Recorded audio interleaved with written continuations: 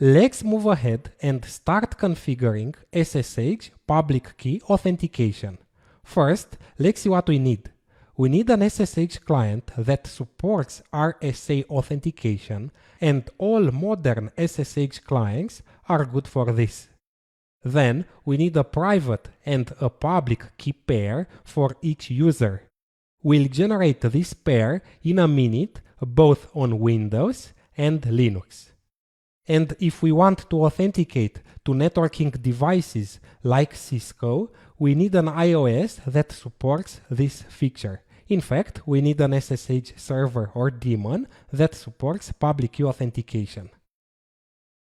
This lecture is recommended if you are using Windows to authenticate to Cisco devices or to Linux servers. If you are using Linux as the SSH client, you can skip this part and move to generating SSH key pair on Linux.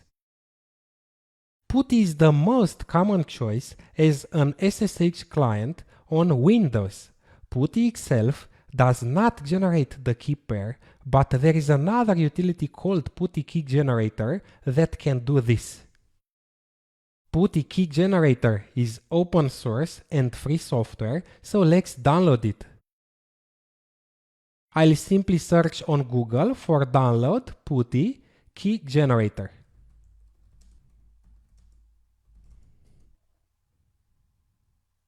And I'll open this website. The page contains download links for the latest released version of PuTTY and PuTTY Key Generator. And I'm searching for puttygen.exe. puttygen.exe. Okay. And I'm downloading puttygen for 60-bit operating systems. Okay. Once downloaded, we'll open the application. This is PuTTY Key Generator. The type of key is RSA and its length will be of 2048 bits. This is the minimum recommended size for a key.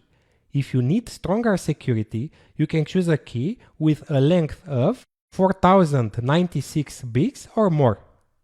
This is the main screen of the application, and I'll click on Generate. To generate a random key, PuTTY Key Generator needs a lot of randomness, and I have to continuously move the mouse over this area for it to be able to generate the key pair. And the keys are ready. The next step is to add a comment for the keys and save them somewhere on the disk. Don't forget to add a comment because maybe you'll generate more keys and don't want to mix them up. For example, Windows RSA key and the current date.